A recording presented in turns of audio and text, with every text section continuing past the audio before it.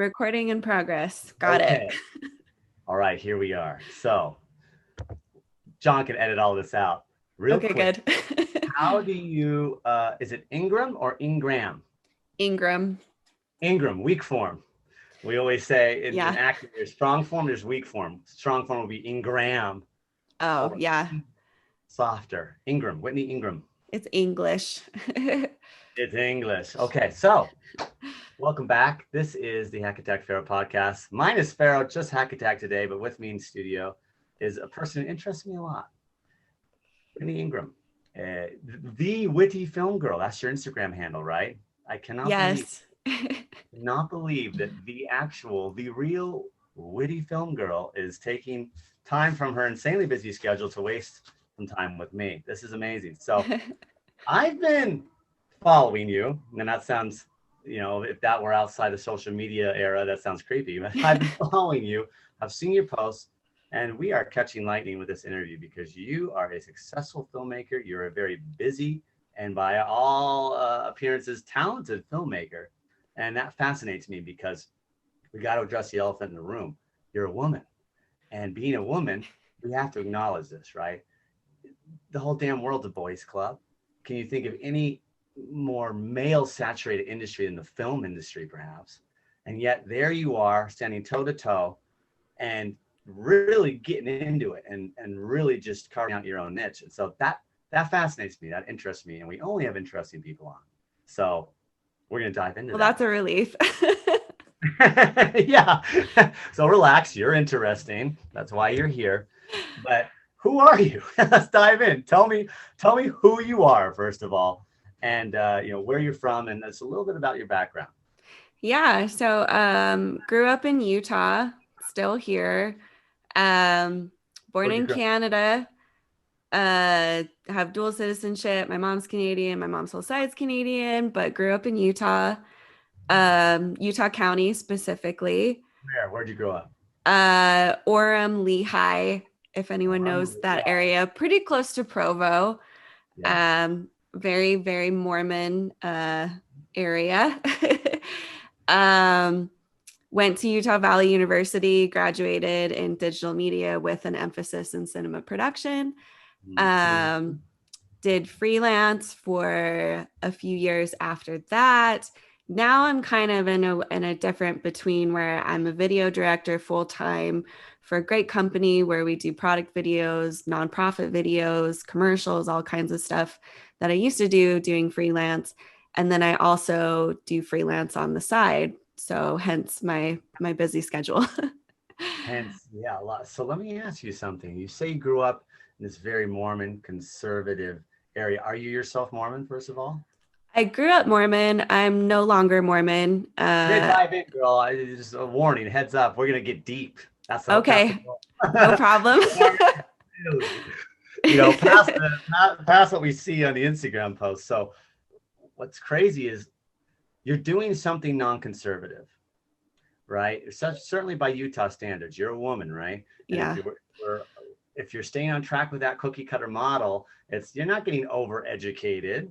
You're maybe going on a mission, a shortened mission, and you're marrying a nice return missionary, and you're cranking out kids, making more Mormons, and doing what you're told, right? Right. Going to church every Sunday. You're not doing that, right? How did No. this fiery alternative, light within you emerge in so conservative an upbringing? I ask myself that all the time. I don't really know. I think a lot of it has to do with my mom's Canadian, so I didn't necessarily grow up in a normal Utah Mormon household. And my mom's a very strong woman. She raised 3 kids basically on her own. She's always just lived her life by her own standards, not necessarily by the church or anything like that.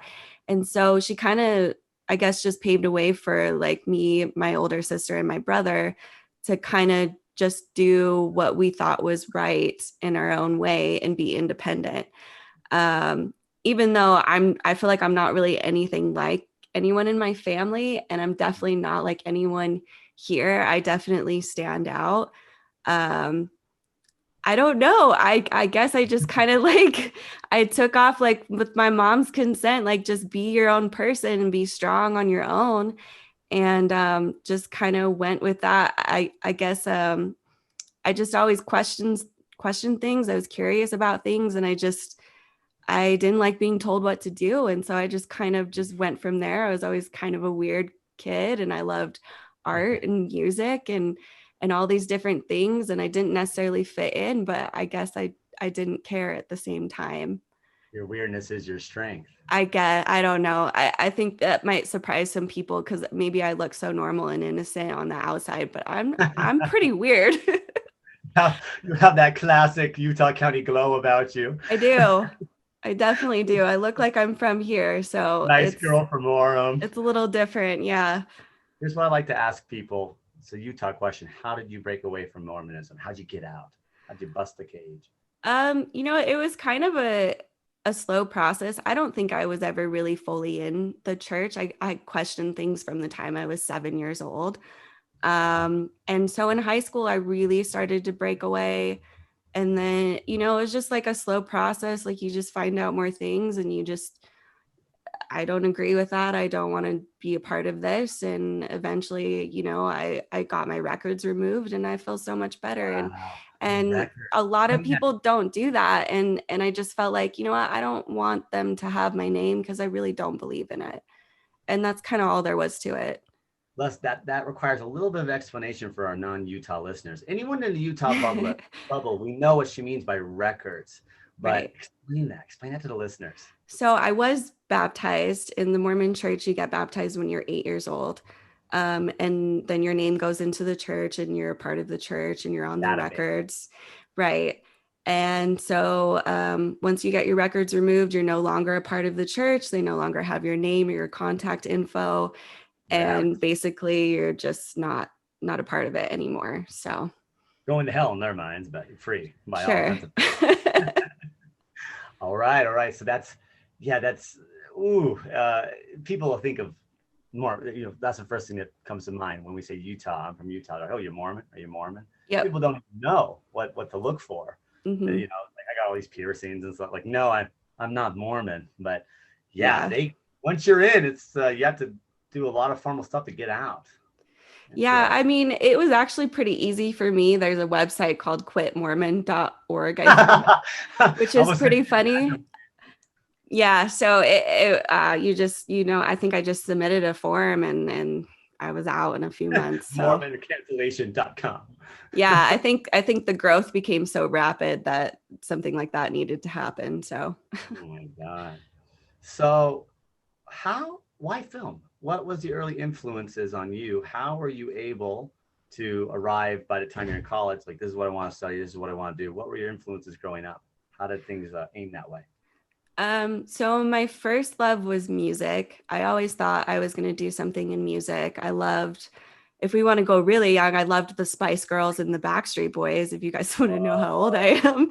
Utah, Um, 90s girl alert. yeah, so I wanted to be a singer. I'm a terrible singer. It doesn't come naturally to me. Um, and in high school, I took a TV and video production class, and our first assignment was music videos.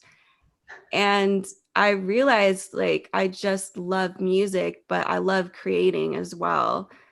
And from that point on, I think I was 15. I just decided, okay, I'm going to be a music video director. Since I suck at singing and I don't necessarily, have the tools or like the gumption to do like music full time, maybe I'll just do music videos. And that kind of like eased me into it. And then, so by the time I graduated, huh? You didn't play an instrument or anything? I played guitar very poorly. I failed guitar in high school. Let's just say that. Like it was supposed to be an easy class. I failed it. So yeah. So I knew what I wanted to do. I wanted to be in film by the time I graduated high school.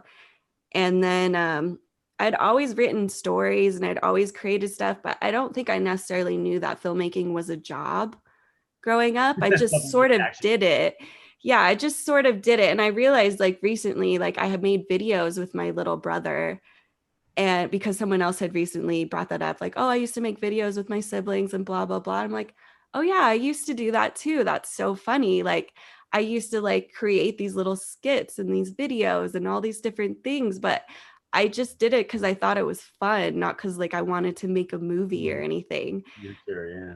So in once I graduated high school, I was like, okay, I'm going to make music videos. And then it just kind of spitballed from there. I started writing a lot.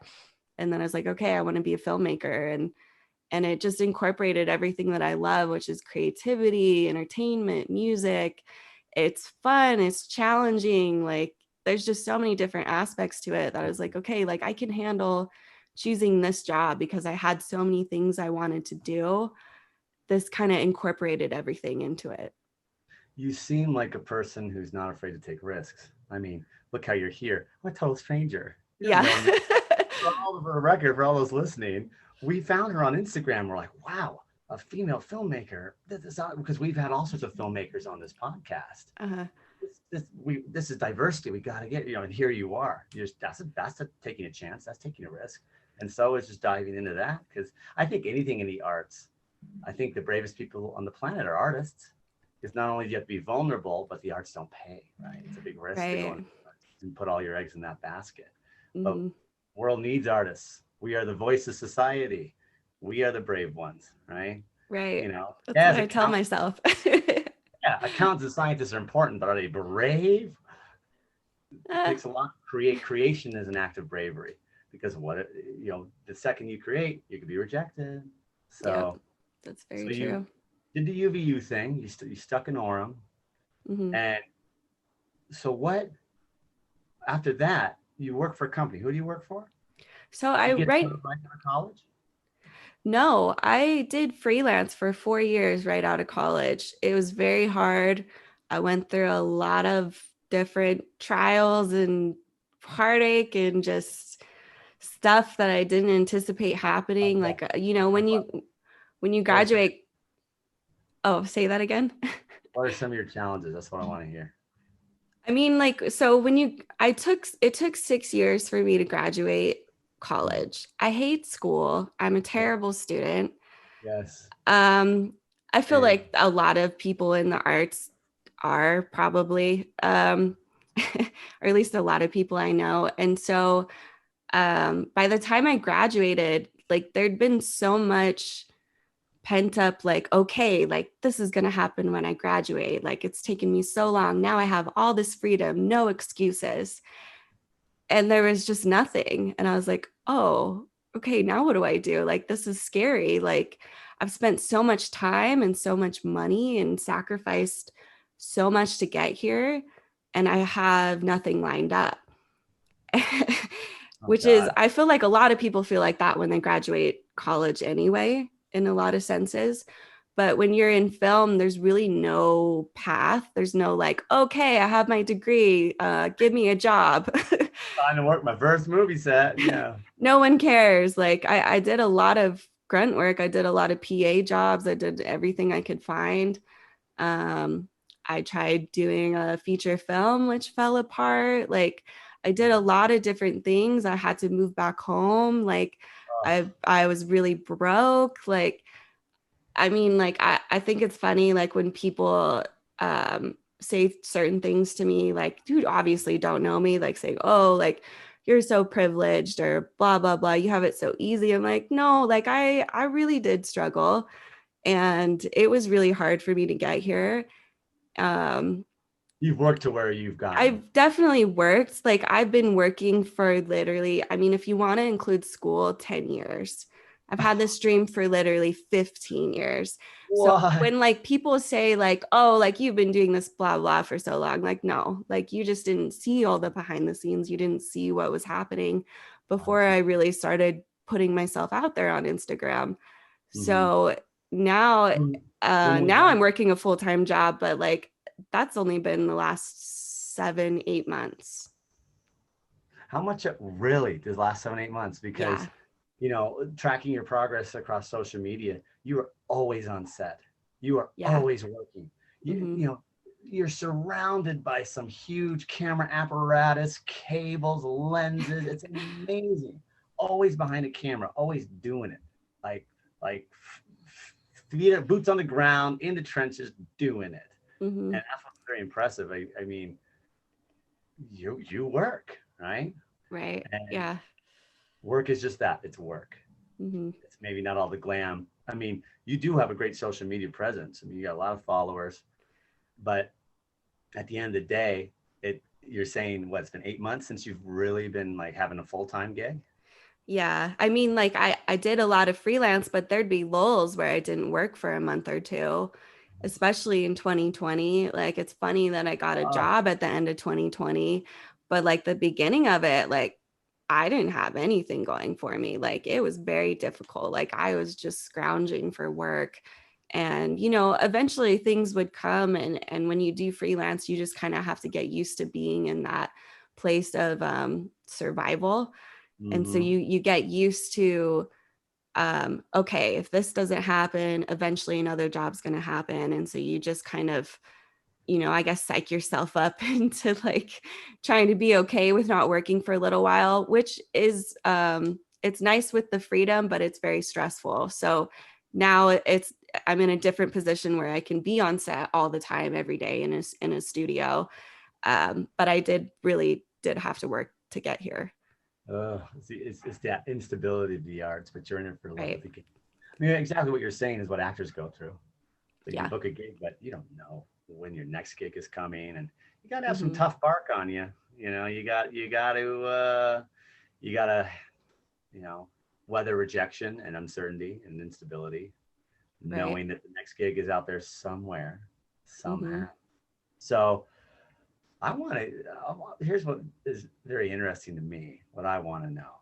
Sexism, the S word. Let's talk about sexism. Yeah. Do you find, I mean, come on, it's there, right? Mm-hmm. It's like when Trump said America's not racist. Come on, right? That'd be like saying America's not sexist, but it doesn't Right. pervade everything we do. Mm-hmm. I think in Western society, and especially America, we really gender different careers. If I Mm-hmm. say doctor, so many people think of a man. If I say nurse, so many people think of a woman. What's a Right. school teacher? A woman, right? Mm-hmm. A woman couldn't possibly be the surgeon. It's a man that's going to walk into the room. I think likewise, we think of all the famous directors, right? Scorsese and Spielberg, right? Right. How many people can name, say, Catherine Bigelow, or name as many female directors as they can male? It's a very Mm-hmm. male saturated industry. So I imagine that you are hit with those stereotypes, or maybe have you ever come up against a wall where it's like your credibility is called into question just for the mere fact that you're a woman? Talk about Yeah. that. I think I think for every woman, our credibility is always tested, no matter what. Um, but yeah, it's kind of like an uphill battle where like society has always put this pressure on women that they don't necessarily have what it takes to be a leader.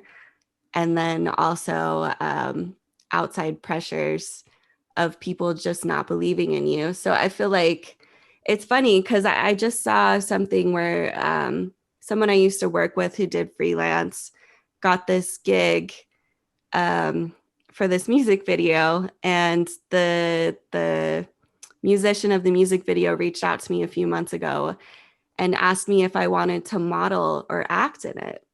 He doesn't know me. And so I messaged him back and I was like, oh, I don't act or model, but if you need a DP or director, let me know. And he kind of gave me this passive aggressive, like thumbs up and never said anything again. And I was just like, yeah, I don't do that. Like nothing in my Instagram, nothing anywhere says that I model or I act. And I get that a lot. And it's sort of frustrating, like just strangers commenting on my thing saying, oh, you should act. Oh, you should model. Oh, why are you doing that? Like you Well, should do yeah, this. you should coast on your looks, not your talent, not Right. I mean, even your just technical skills. exactly, even just my last post, someone said, oh, you're so beautiful. You should model and act. And I understand that a lot of people think that it's a compliment and maybe they think I want to hear it. But Hmm. I almost feel insulted when people say it at this point because I've worked so hard to get here, and I don't consider myself a model or an actor. I'd be a terrible actor. I hate being in front of the camera. Like stuff like this, like I love talking about film, but I don't necessarily like being in the spotlight. And the Mhm. only reason I have my Instagram, the only reason why I feel like I've maybe flourished a little bit is because I love it so much and people can genuinely see that. But I acting is so hard and modeling is so hard. Ah, I don't want that attention on me like that. And I don't mhm. want to be considered that either because I feel like I'm not that and I don't want to get it mixed up. So You don't seek the limelight like that. no, and I understand how difficult it is to be like that. So I don't want to take that away from people who actually are acting and modeling and Mhm. really in the trenches in that field. And so when people tell me, oh, you should do this, what they're really saying is, oh, all I see is your looks, and you should just, what you said, coast off that. And why are you doing this? You don't belong here. And I think Right. that's kind of what really stings is like this feeling of not belonging, um, which, you know, a lot of artists, I guess, feel like that. But like, I guess being a woman and necessarily, uh, oh gosh, I hate saying this. Even conventionally attractive women, I hate saying that so much. Nobody, nobody say anything for me saying Oh, she that. did saying But it. I'm not ugly, and Let me put it this way. I'm not ugly. I'm not ugly, and I am photogenic. I don't necessarily like being in the spotlight. I'd much rather just show my work, but a lot of times I just don't have work to show because it's a long process. Um, and so there's just like this weird uh struggle that I deal with, like being Mhm. in the spotlight and then just wanting to show my work and then people saying, oh well, why are you doing that, because it doesn't really make any sense to a lot of people. Like, why don't you just be a model? This is interesting. So what I'm hearing is you're acknowledging your looks. You're acknowledging that's a thing. It's there. It's like the elephant in the room. But it is quite undercutting when that's the only merit people see in you. Oh, well, she's hot. She should be a model on music video. And just Right. looking right past all your technical skills, schooling, and experience you now have. It's insulting, like you said. It's undercutting. And Yeah. it, I think it's even a form of disrespect. So that's all they see. All they see is the obvious. The Yeah. obvious is how we all look. That Yeah. there's no creativity in acknowledging how someone looks. You're not seeing deeper, right? Right. So yeah, it's that's the only merit they're seeing is the obvious.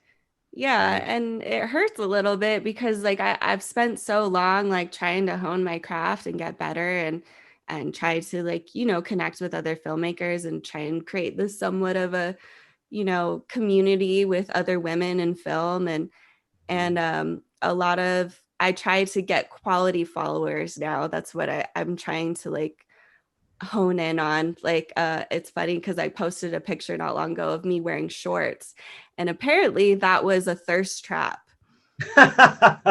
explain the phrase thirst trap for any listener who might not know. Oh, so I guess it's just a picture that's attractive for people to like. I don't know, like, like women who post booty pics just to get likes, You're searching for legs. A thirst trap. which I thought was really funny because and then they said something like, oh, like, do you actually have work? Which I've gotten weird comments like that. And it's so obvious. All you have to do is swipe left, and there's all my reels, there's my behind the Mhm. scenes, there's my website. And so it's just people who just think I have it easy, and they just want to see what they want to see. And they don't want to actually look through my profile and my work and my demo reel and my website. And I say all those things, and then they don't say anything back. Here you go. You're no fun. Tease, Yeah. Well, tease. it's But obvious. you wear a pair of shorts and all that other shit goes out the window. Right. And I was like, I thought I looked nice. I was not trying to thirst trap anyone. I was wearing a nice blazer and shorts that matched. I'm sorry if you thought that was a thirst trap. I really was Oh, on set. You could see it for yourself. So, fuck. That really speaks to the whole climate we're in, right? Right? I think that's brutally telling. It's like you think I look nice. I want to put my professionalism and work forward, showcase that. People see shorts, people see leg, and they're like, oh, Yeah, everything else exactly. is nullified and void. Like, Exactly. have you experienced anything inappropriate on set? Have directors, men, anyone been inappropriate? Any harassment? Any outright blatant sexism? What's some of your horror stories? What's some of the worst stories? Um, I mean, now I think as you get older, you just learn who to work with. So now it really doesn't happen at all. But when I was a lot younger, especially as an intern, you just get a lot of people who, I mean, as an intern, you're obviously not knowledgeable about everything and you're trying to learn, but you get a lot of people who are very condescending and people who make a lot of inappropriate jokes. So Mm. I remember one time on set, I was like the head PA, and people kept making jokes about how I'm the head PA. So I like to give head. And like, I was like 19. Oh, And when I no. think about that now, I'm like, that is disgusting because some of the people on set were in their 60s. And so uh, imagining that now, I definitely would have said something. But when you're younger and you're trying to like work your way up in the industry, it's very difficult to not be liked because you want to get hired again. You want to work again, and I it's didn't just mean like little I didn't mean things to like laugh, by that. the way. That's yeah. I didn't mean to laugh, by the way. That's thinking No, as a you're 19 fine. year old, just newly in college, an intern, trying to make a good first impression. You're sort of helpless against such humor. Right. Because what could you say? How much could you push back or be like, hey, that really makes me uncomfortable? They're like, whoa, she's uptight too. Right. And that's kind of the comments you get if you do push back. And so eventually you just kind of learn to see the signs and what people are good to work with and what people aren't. And you just kind of don't put up with it and you kind of just make your own path. And I think that's why I started doing things differently because I just realized if I'm going to get work and I'm going to do what I want to do, I'm going to have to do it myself. Right, right. Make your own So, destiny. So, projects. What are some of your favorite projects or most memorable? What have you worked on? um, so I guess, man, there's so many different No, random you're. This is. projects. I realize I'm asking a person who has a prodigious portfolio who's worked on I a don't know ton. if it's prestigious, but it's very, very long. Yeah. Some of your more memorable projects. What would anything we'd know or I mean, the last one that I did that I guess was my biggest project that I wrote and directed, and we did it on a micro budget, well, was an action film, like a heavy action film that I've never done before. We shot it in the fall of 2019, and then it got into the Utah Film Festival, which was the biggest film festival I've ever gotten into. Of course, the premiere got canceled because of COVID. oh no, robbery. But Oh, I did get in, and it was a pretty proud moment for me because we did it like for under $500, and we had these two great kick-ass stunt women who, were kicking each other's asses, like throwing each other over each other's shoulder. We had a breakaway glass sugar bottle, and they were doing some pretty intense stunts. And so, like, yeah, it was just some silly 5 minute short, but I put everything I had into it and I got it into a film festival. And I was just you. so excited that I did something like outside of work, outside of being so broke and stressed. And I was like, okay, I'm going to do this and put what little money I have into it. And luckily Wow. something came out of it. You created So something that wasn't there before. Look at you. yeah. What's it called? Oh, lip service. I think you can find it on my website. I know Yeah, the where behind do the you watch scenes it? is. It's on YouTube also. I'm gonna watch it. Like when this is over, I'm gonna watch it. Oh, okay. Cool. Lip No service. judgments. We shot it in one day. Oh, yeah. Believe me, no judging. Come on, that's amazing. You got into a film festival. Come on. Yeah, so I mean that was a nice moment for me because I hadn't done anything for a while. Just because when you're working and you're freelance, you're really just working what you can get. And a lot of the times it'd just be live stuff. And who am I going to show live content to? I never see it again. Like, it's not exciting. It's nothing to do with me. I'm just running the camera, usually, or technical directing. Mhm. And that's why it frustrates me when people say, oh, can I see more of your work? I'm like, well, a lot of the times, like, a lot of the work that I've done in the past, like, I don't have it. I don't have access to it. Like, I've worked a lot of jobs where, like, I never even see it again. But Really? Never even yeah, see the product in many cases. yeah, because I mean, I'm not really invested in it, and it's not necessarily film stuff. It's live production. It's training videos. It's all over the Yeah, place. yeah, yeah. I mean, now I am, because all the stuff I've been doing, I'm directing, and a lot of it I'm writing and directing and editing and running the camera. You So I act? guess You should act. I should act. It'd be terrible. How Should big was your crew for lip service? I think our it was 10 people. It was Wow. very small. And there was two Three players, two two people. two two main people, and then one cameo, and then one other person who was in it at the end. Um but yeah, it was a very small crew in one location. There was a lot of stunts and stuff to get through, and a lot of other things that went wrong, but we You did know what it. they say though? It's all about the finished product. The audience can't tell how big your crew was. Oh yeah, no, they don't They know. can't tell how that you shot in a day.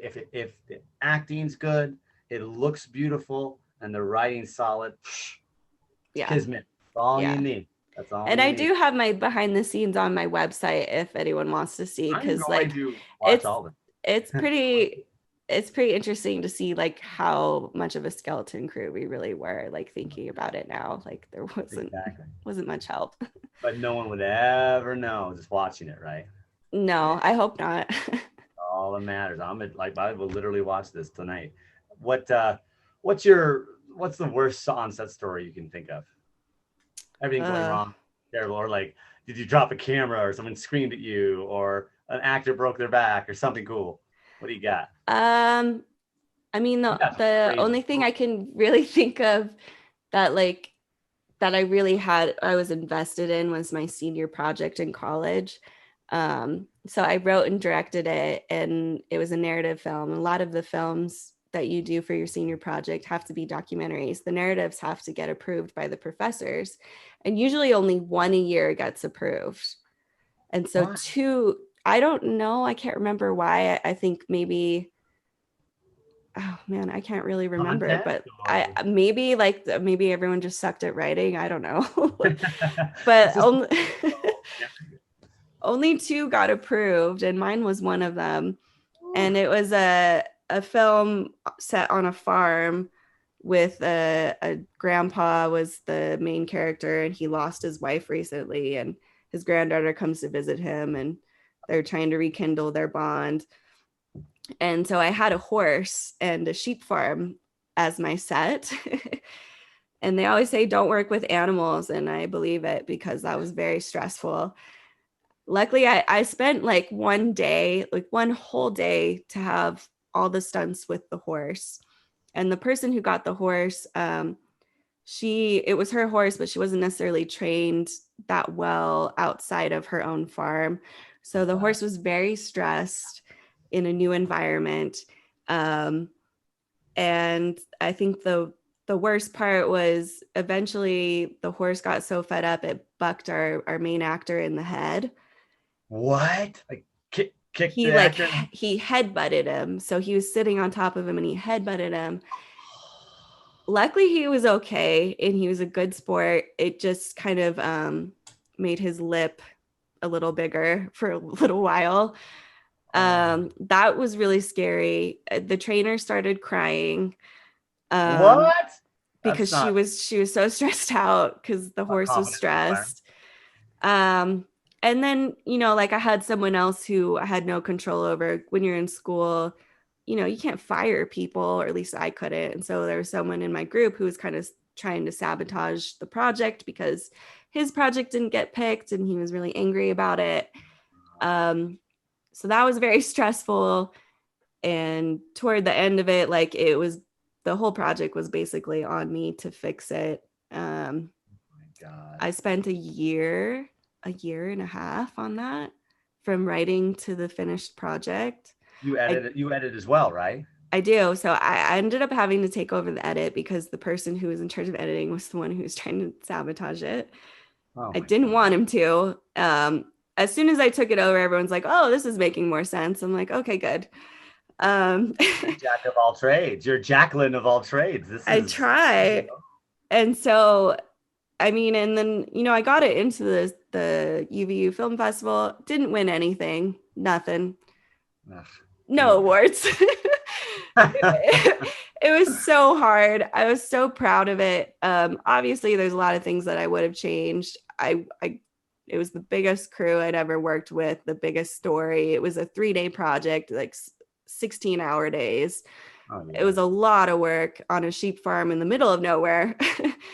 um, It didn't win like best supporting animal actor, nothing, and no, Nothing, brutal. nothing. Got robbed. So yeah, a little bit. But like I learned a lot. And so like I almost feel like it was maybe a good thing. Like it really toned down my ego.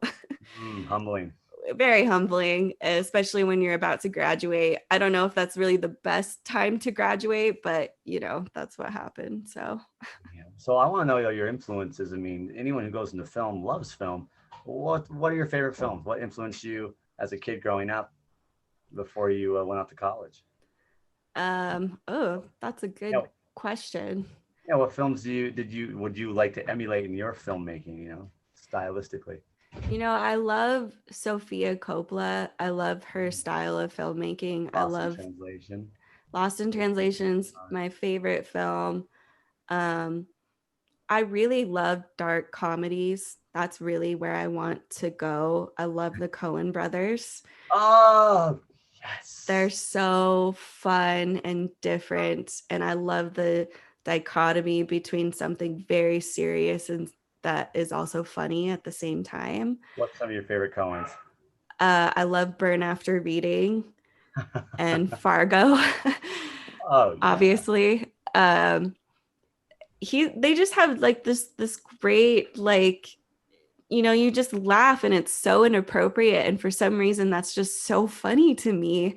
I also Liberating. I also love It's Always Sunny in Philadelphia is one of my Oh favorite shows. Like yes. they're just genius. And just Irreverent.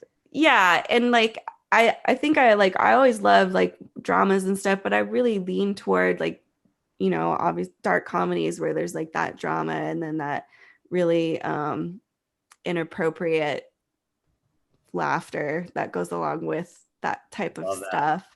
Goes against And the grain of being a Utah, Valley girl.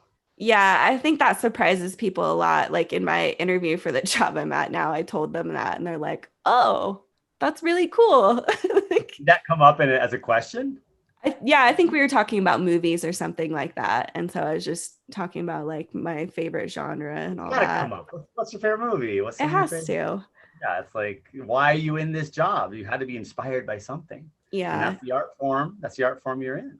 Yeah. And I also loved Parasite when that came out. I just think that movie's so Whoa. genius. And that's definitely more a darker type film. But Oh man. man, Ultimately, I I thought cried, bad. Oh, by the end, I'm like, whoa, much darker and sadder than I thought it'd be. Ouch. right? But I hate movies that are just so sad and they're so sad and somber throughout the whole thing. I I think I get really into film. So like if I'm going to watch a movie like that, I have to really be in the mood. But for a Mm. dark comedy, like it just takes you on this roller coaster and it's almost like it's fun to anticipate what's going to happen next. And I do like the inappropriate humor for some reason. It satisfies a subliminal rebellion in you. Yeah, and I feel like that's what real life is anyway. Like when things, not everything's so sad all the time. Sometimes you could be having a mental breakdown and laugh in the middle of Right. it. So like that's really more what real life is to me. Life is irreverent, I would say. Yeah. Life doesn't take itself too seriously. It can get shitty and it can get hard, but like, Life's Right. R-rated and life's irreverent, I would say. Exactly. Definitely not rated G. Definitely. If you're living it right, I would say. What are you working on now? So who do you work for? You said what company? So I work for a company called Maloof Companies. I like to say it's a furniture tech company. So we own a lot of different types of companies. We just acquired like a company that's kind of like HelloFresh. We have a nonprofit for human trafficking. Whoa. Um, it's kind of all over the place, which I love because that's what I did as a freelancer. Um, and I have a lot of freedom, and I have like certain brands that I work with, and I just wrote a couple commercials that just got approved, so I get to direct What? those, which is really So fun. you do it all. You write, you direct, you DP, director of photography. So you have a hand in cinematography behind the camera, and you edit. Yes. You're like a quadruple, pentuple threat. Kind of. I And feel when like you I'm better at writing and directing, but the DP stuff and the editing stuff kind of came with it as I had to do it. So, man, when you start modeling and acting, I mean, the world, it's yours. right? I don't know how I'm gonna run the camera and act at the same time, but we'll figure it out. The big names do it all the time. Charlie Chaplin did it. You got this. That's true. Man, that is unbelievable. So you basically have a hand in commercials. You're shooting PSAs. You're shooting commercials. That's the company you work for. Right. You're Yes. rolling out content for those big issues. Hmm. So this stuff's on TV. Like I could see something that the next human trafficking commercial I see, it's directed by you. I mean, it's kind of all over the place. I mean, sometimes I'm DPing on it. Sometimes, I mean, the last one I was scripty and second AC on it. So, but then like my own brands, I'm always directing, I'm always editing, DPing, and all that type of stuff. So it's online, it's on TV, it's a whole bunch of things. You are out there. You're the real McCoy. You're doing it. What's next for you? Do you any passionate private project you got in the works? Um, Or so did you? a random project that I'm trying to focus on now because I tend to go back and forth without finishing anything. But right now I'm working on so I have an ebook called Get Your Story Straight. It's a workbook for beginner storytellers. Um, and right now I'm trying to turn it into a hard copy as well as a coloring book. So it's a workbook slash coloring book for beginner writers. I love storytelling. I took a lot of storytelling classes in school, and then I also do script consulting on the side. And so I love talking about it. And I just started writing it when COVID hit, and I realized like I had a lot of fun writing it. And so I'm trying to expand that into a hard copy. And I had someone recently read it that told me I should get it published. So that's really what I'm Wow. focusing Get your on right story now. straight. Get Your Story Straight. Yes, that's on my website as well. Look for it soon at Barnes and Nobles, hopefully. Hopefully Um, that made me hopefully, feel good when he said I should try and get it published. It was good because he's also a writer, and so I've never really considered myself a writer, but I really liked writing it, and so I feel like I could do it. And that's well, yeah, I just think a there are a random lot of thing to things. do. There are a lot of things that you don't consider that you are. Probably. You can do like pretty much anything. It sounds like.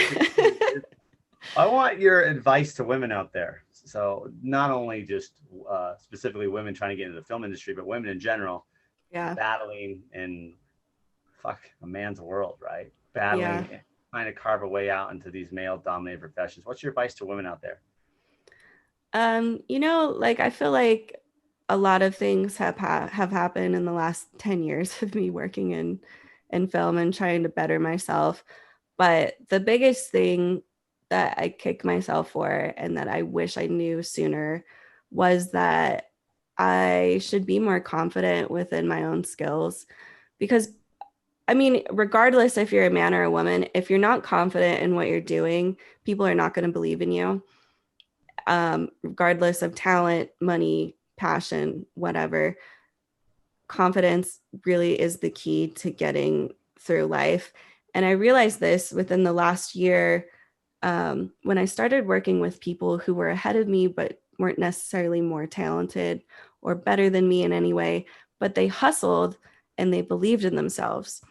And that really is the key to pushing yourselves, because as much as I don't necessarily love being in the spotlight and I love strictly just showing my work on Instagram, I'm here because I pushed myself and I became more confident in my abilities and my voice. And I really started putting myself out there on Instagram because I was working at a place where I was constantly running the camera. And one day I just decided, you know what, I'm going to take a picture with me holding this camera on set. And I got a lot of likes. And I was like, oh, you know what? Maybe I should start showing people what I'm doing on set, because I was working a lot, but no one knew. And so I started doing that more and more. And then one day I woke up and had like 400 new followers from a post I did.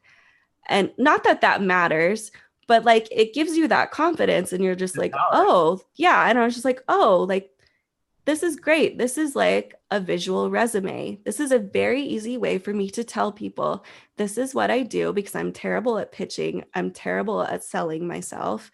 I'm not a salesman at all. But you go look at, I tell people, go look at my Instagram, and all you have to do is scroll and you see all these different jobs I've been on, all these Speak different for cameras I've itself. worked with. And it's so easy. And so I started doing that for the last 2 years, and only good things have come from it. So honestly, like the biggest thing is just like putting yourself out there and believing that you can do it. That's right. I mean, that's had such simple origins. Like, maybe I should take a picture of me holding this camera. That's so Right. so funny. I mean, you took a chance and it blew up. Now, Yeah. joke on you. You have like thousands of followers. I mean, we found you. Right. Wow. Filmmaker. This is awesome. We need more diversity, right? Right. I mean, it's been all these men. It's been all these men, and they're great. They're great. Not their Mm-hmm. fault for being born men, but there's not enough diversity. How? I mean, what's your ratio? Would you say? How many other women like you do you encounter on sets? Uh, I think being in Utah, it's probably a lot smaller. I mean, yeah, there's a lot of sets. Even in school, like I was the only girl in a lot of classes, and I think it's strange. I don't understand it, but I also get it in Utah because a lot of women don't necessarily progress outside of the norm here. Um, and they don't, and I think I did a study like in school where women don't necessarily go to higher paying jobs. We're like the second worst in the country or something crazy like that. And so women just kind of just stay, in non-leadership roles in a lot of things, or more conformist roles. And I don't know, I just I've always been sort of a tomboy since I was little. When I was really little, I wanted to be a basketball player when I was 8 years old. There's Slam something. dunk. Realized I hated it when I started playing for real. But I was kind of always surrounded by boys, and was always very active. And I guess I just didn't care. And I didn't realize it, that I was the only girl a lot of the times. Oh But wow, it's just normal. so maybe it's just normal, and I just got used to it, and I got used to standing out a little bit. And now I kind of enjoy it. Yeah, it's a distinguishment, right? Yeah. It distinguishes you from the herd. You're cut above the rest. Yeah. It's, Even it's even at my job, like there's three other directors, they're all men. And a lot of people do not think I'm a director. And so I like telling them, I was like, no, I'm actually one of the that's directors. satisfying. What do they mistake you for? Like a personal Uh, assistant? Or yeah, an assistant, someone referenced me, oh, are you just kind of a floater? I'm like, no, I'm actually one of the directors. I will be directing you today. I am your director. Please sit down. Yeah. So, I Speak mean, what you do. it just makes me laugh now, and you get used to it. But yeah, at some point, you just have to get used to standing out. That's right. Be comfortable being different. Yeah. I like that. Good for you. Well, Whitney, I'm humbled. I'm humbled that you took time to talk to me, and hopefully you will empower and inspire women in particular, because whether you know it or not, you're role modeling. I think you're role modeling. I think you're modeling uh, admirable behavior, right? Especially for women, because when you walk into a room and you can't see yourself represented anywhere else, that's lonely. And that can be intimidating. Hmm. that can be demoralizing. So say a woman out there wants to be a filmmaker and she hears this podcast and you give her the impetus to go to school like you did or something, that's worth it, right? Oh, So totally. that's good. You're keep role modeling. You keep being the only one in the room. That's fine. You be the lone wolf. There's power in that. I'll try. What's your Instagram? Tell us your Instagram so that you get more followers and get more inspiration out there. Witty Film Girl, just spelled like the word Witty Film Girl. Do not ask me how I came up with that handle. There was very little thought put into it. Just sounded like my name. I thought it was a play on word with Whitney. I thought it was like, oh, that's very clever. It's kind of a play off my name. I thought putting my name would be boring, and so I came up with Witty Film Girl, and Young that's girl. what happened. So It's memorable. That would be funny. The interview is the core of like, we have to know. How did you think of your handle on Instagram? It's amazing. I was like, I have no idea. That's really good. Well, we want to see what you're up to next. We'll keep an eye out for you and keep doing your thing. It's awesome. More Yeah. women in film, more women in empowered roles. Yes. Yeah. Thank you for having me. Thank you so much. Take care. See ya. And then that's where he can cut it. Thank you so much.